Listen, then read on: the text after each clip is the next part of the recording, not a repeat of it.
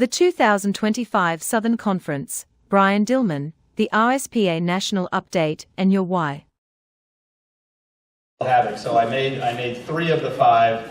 I did this one via Zoom, so at least I'm here in person, and I am taller in person, like Shirley said. I really appreciate you guys being here, because this is your time, your money, your dollars, and for some of you it's a loss of income. And so that is we recognize that, but it also shows your commitment not only to yourself, but also to the industry and to our association. And that, I think, means more to us than anything else, because this association is your association. And ultimately, we need to be and deliver to you what you need to make your life better, your career better, your customers happy, your clients happy. So I'm going to talk I'm going to blend a conversation that I want to have today, some updates about what we have going on, but also some things I think that you guys should think about. And I'm going to start with a question. When I think of, and I'm going to ask some audience feedback. When I think of a brand like Apple, what do you think about? Forward thinking. Quality. Quality, what else? Phones, what else? Innovator. Okay. What if I think like Disney? You think Pat? What do you think about when you think about Disney? Marketing. Marketing? What else? Fun. Experience? Fun. Family Fun. Yeah? When you think about Enron, what do you think about? Lawyers. Disasters, lawyers, and things like that. Those are brands. And nobody who said Apple talked about the most profitable business on the planet. You talk about innovation, technology, fun, etc. When you talk about Disney, you don't talk about their profit and loss statement, you talk about the experience. When you talk about Enron, you talk about the disaster of it. These brands have recognition with you and for you, right? And every time you experience one of these brands, you have an opportunity to have a positive, neutral, or negative experience with that brand. Right? If you have an Apple computer and it works every time you turn it on, man, I love this is so cool. Or I feel great when I carry it and I take it out in front of other people so they can see I'm in the Apple club. You guys are brands. Every one of you is a brand. Every one of you has an experience, or every time somebody experiences you, it's a positive, neutral, or negative experience. And every time you have an experience with a client or customer, your boss, a GM, anybody in this room, you're presenting your brand. And every time you present your brand, you have a chance to impress somebody, change their mind, enlighten them with something, or disappoint them. And you go to Disney and you see trash on the ground, you're disappointed, because they're known for not letting things like that and details like that go away. So I want you to think about, when you create your own brand, what does that mean? Well, you've got to start with the why, right? You've got to start with, what is it you do every day that makes you different, separates you, and what's your secret sauce that you're going to represent every time you're seeing somebody? When you are on the court, when you're in front of a board, when you're in front of them, you are representing whatever that is. It could be what Butch talked about earlier today, which is, it's that mission of helping people. It could be communicating in a better way that people have never heard before. It could be enlightening somebody with a brand new idea, but you have to use your brand and your why to get that communication across to people. Our industry is in desperate need of upgrading our brand. It's not because we're not doing a good job, but it's because this group of people, raise your hand if you've been members for over 20 years. That's why. How about over 30? Let's just do that one for fun. 40? 50? Okay, that's great. But that's why. Our industry needs a brand uplift. Our industry needs a brand redo. You know, one of the reasons that we went through the brand rebranding process of the USPTA is because for the last 97 years, we've been focused on tennis, even though the industry was growing and changing and evolving. It was an opportunity for us not to discredit the last 97 years, but it was an opportunity to look at the next 97 and 98 years.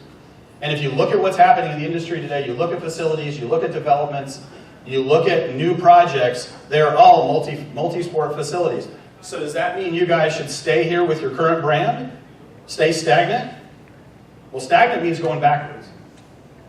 And when I got the opportunity to take this role, and I've been a member since 1991, I saw nothing but what the future looked like. And to me, the future is so enormous. There's never been a better time to be in the racket sports industry right now. Never. It's been boring. You guys have been doing well, but the industry itself has been boring. There's no talk value about it. People aren't talking about new facilities. But now they are. They're talking about new sports.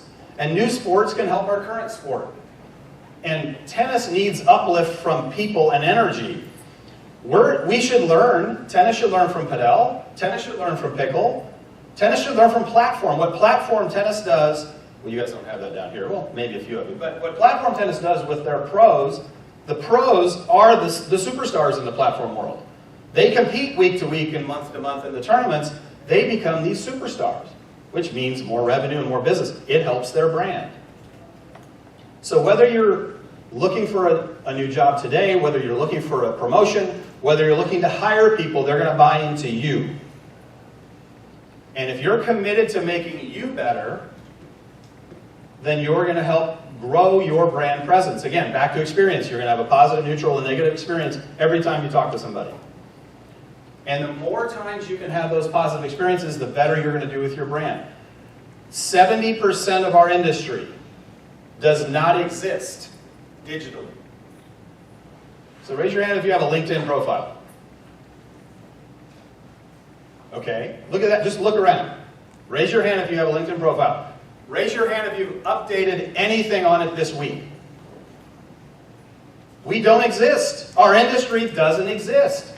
If we're not digitally visible, people aren't going to see our industry as something they want to do for their careers. They're not going to see something. We see it because we're insular. We see all this because we look at each other.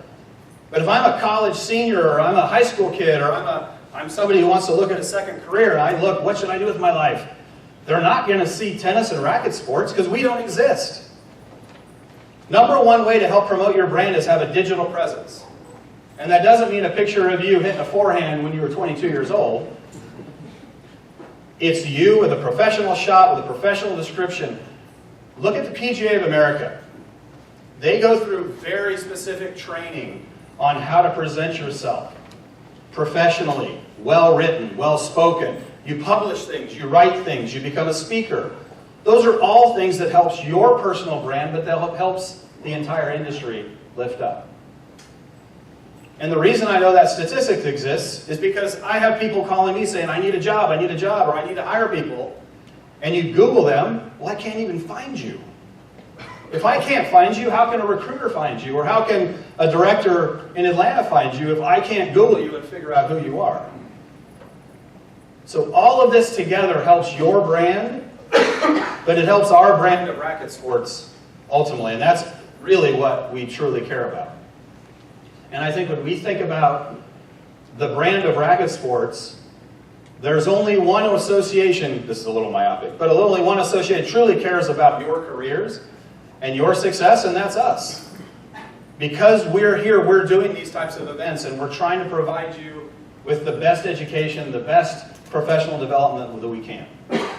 And so one of the things, and one of my charges, again, is to make sure that we are giving you the best that you can possibly have when it comes to professional development, when it comes to continuing education, so that you can help build your brand better.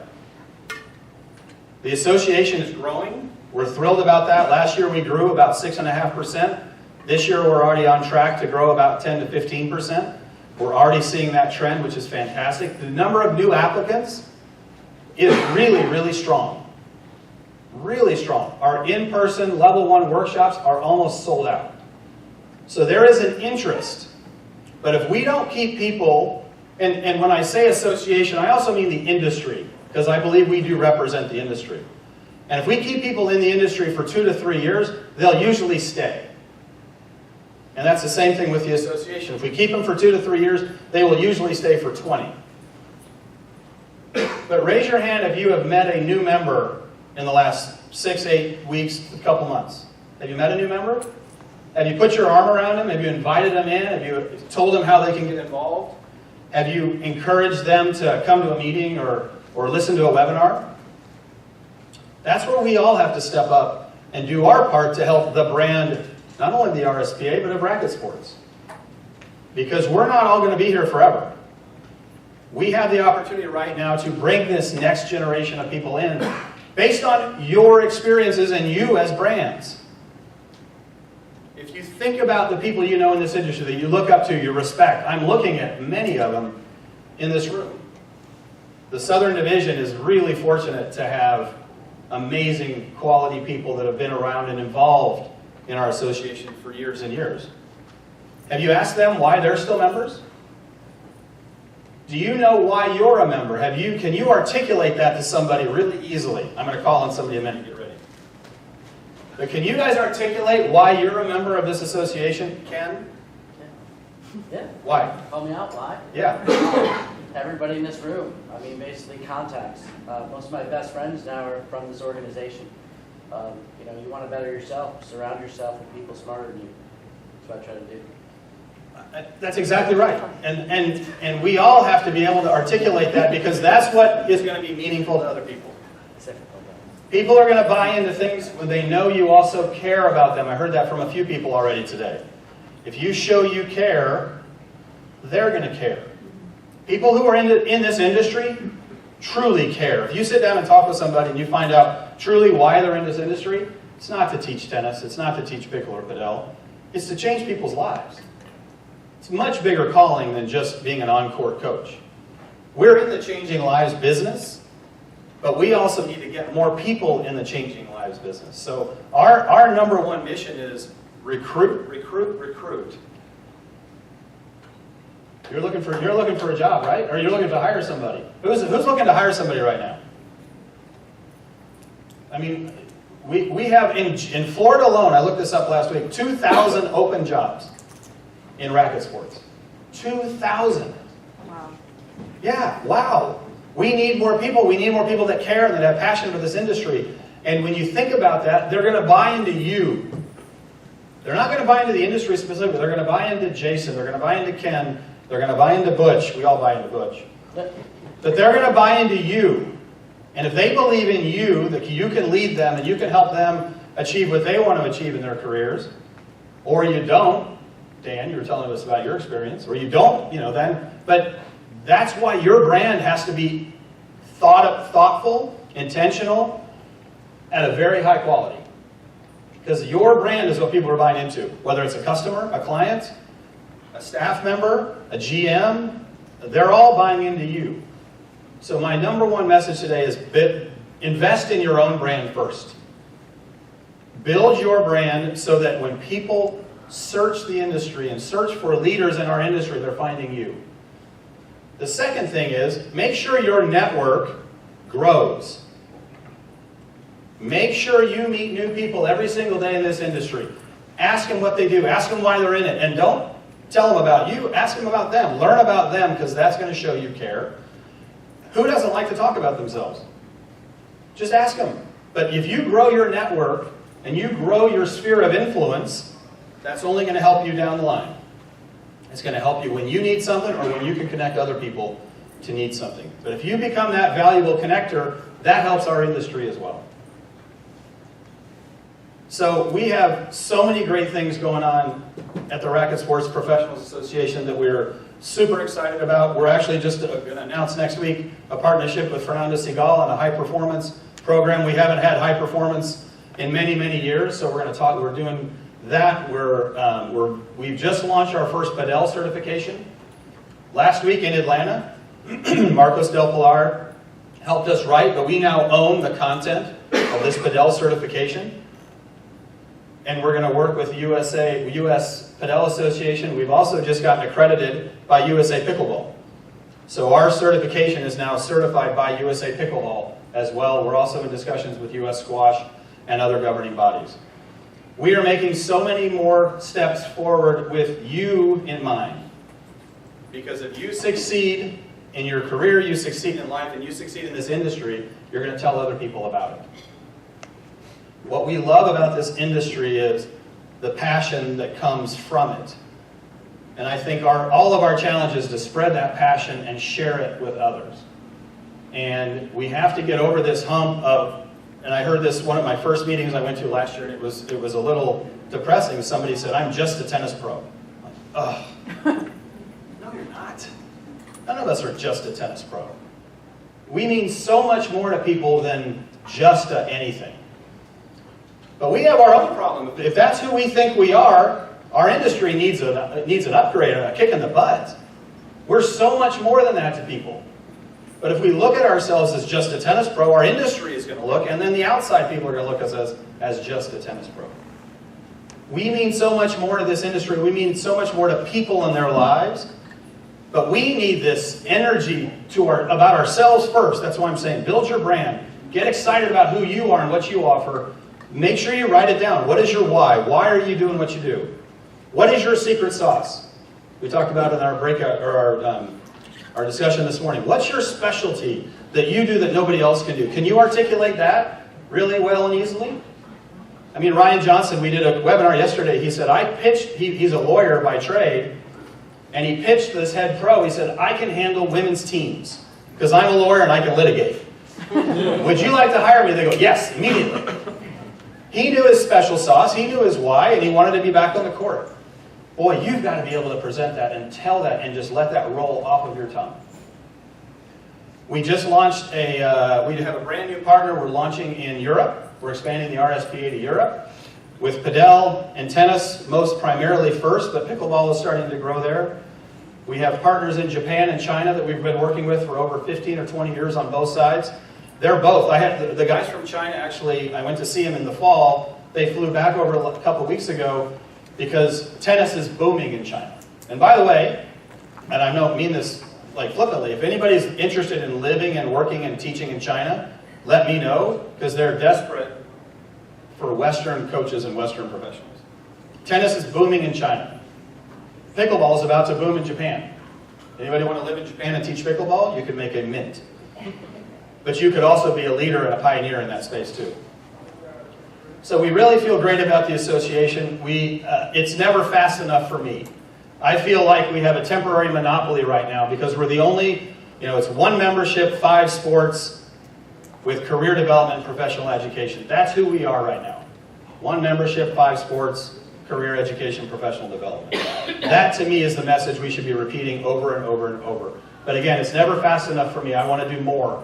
And because we've expanded into multi-racket sports, we've got more endorsees and partners coming our way every day. So we've hired Tim Buick. A lot of you know Tim, a North Carolina guy, longtime Wilson colleague of mine and friend of yours.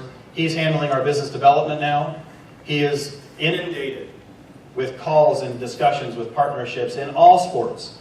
I'd be pleased to announce now we've just signed a deal with Master Athletics as for platform and also for training aids. So that's about to get rolled out very shortly too. Actually, I think they inked that yesterday. So we're consistently looking at more benefits for you. What's in it for you is our mantra that we think about every day. What is it if we were in your shoes? And you know what? It's been a while, but I have been in your shoes. I started teaching right out of college. That was my first job. And I loved it. And then I got on with Wilson, and I did that for a long, long time too, and I loved that as well. But I've always been, in my heart, a tennis coach. But not just a tennis coach. But I've also, I love that part of the deal because of what it does to help you change lives. We have an enormous opportunity in front of us. If you just look at the size of the market, tennis alone was about a $2.5 billion market in the United States. When you add pickle, padel, squash, platform, it doubles it, almost triples to about $6 million. $6 billion. Pickleball is flying. 19 million players in pickleball. It's the fastest growing sport in America. And if you never want to touch pickleball, great, don't touch pickleball. That is not why we changed the name, contrary to popular belief. If you're not into padel yet, you should think about it, because that is the next great wave. There are 30 million padel players worldwide. There's about 100,000 in the US. With 300 million players in the US and 30 million padel players, it will boom. And we're probably within the next 5 years, you'll start to see going from 8. Oh, I'm talking about it. I'm helping your bid. But no, padel will continue. There's about 700-800 courts in the U.S. right now. It's expected to go to 2,000, then 4, then 10. I mean, it'll definitely go. But that creates new opportunities. It's not just being a tennis director anymore, it's being a rackets director. Would you love to think about owning your own business, owning your own club, buying into a franchise? I mean, these are possibilities that maybe didn't exist a few years ago. And that's why we want to be the center of the racket sports universe, to help connect you and set you up for those type of opportunities. And so if we can do anything more to help you do that, your hotline is to me and our entire team. Because that's what we're doing. We're existing to help you grow in what you do and what your business looks like. Any questions?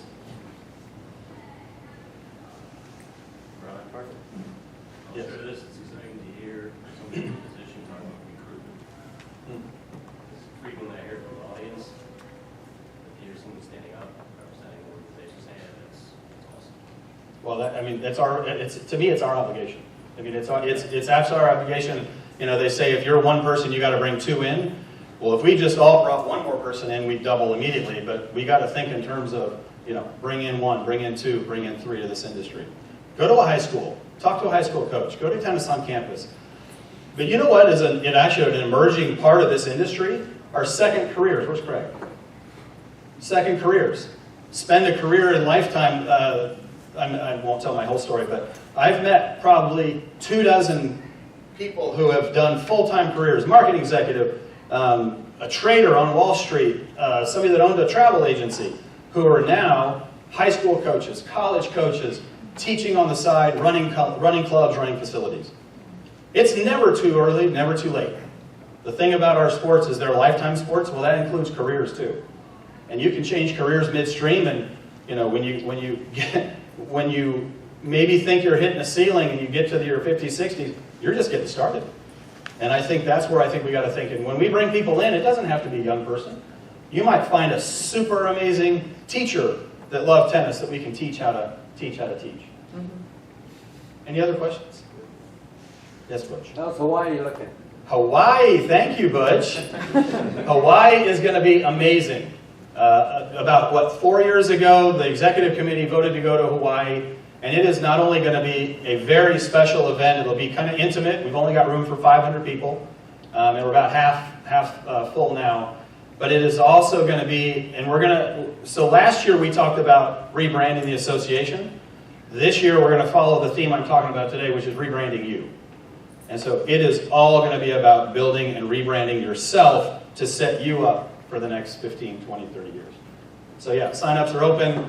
It'll be a blast. We'll start announcing our speaker lineup coming up very shortly. But yeah, it'll be a lot of fun. Thank you. Questions? I'll ask it. Can you pitch Thursdays, the next 3 Thursdays?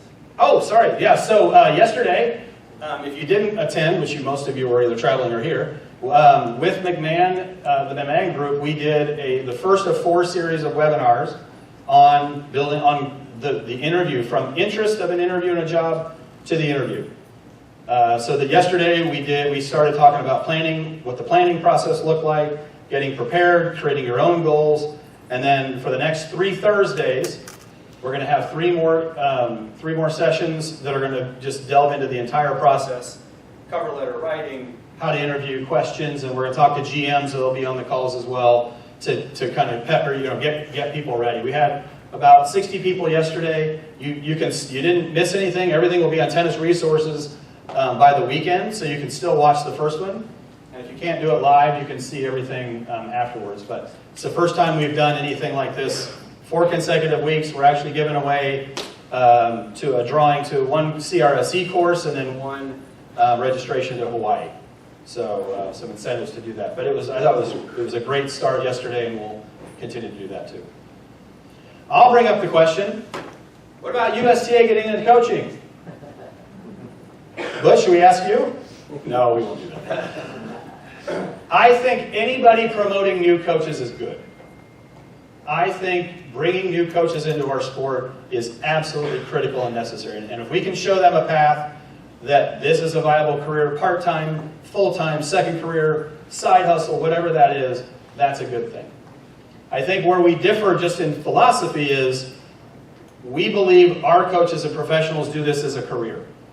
you guys are committed to doing this as your first line of employment, as your first primary income source. I don't believe the USTA is going to be in the certification business. They'll be in the taking courses, a lot of education. Education is great. The more education, the better we learn from everybody.